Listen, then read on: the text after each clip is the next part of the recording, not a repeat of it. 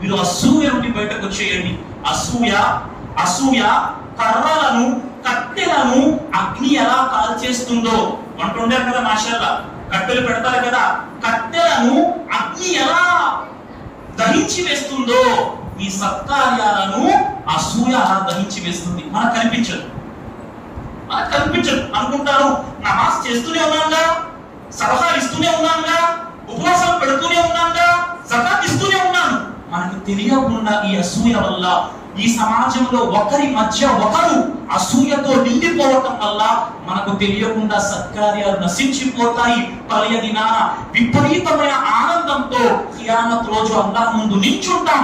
మన సత్కార్యాలు సున్నా అయిపోవచ్చు. ప్రియులారా, భయపడమనిషాలు ప్రియులారా, ఈరోజు కోపము, ఈరోజు దురనుమానం ప్రియులారా, ఈరోజు ఒకరి గురించి ఒకరు మనం చెడుగా ప్రచారం చేసుకోవటం, ఇవన్నీ చాలా చెడ్డ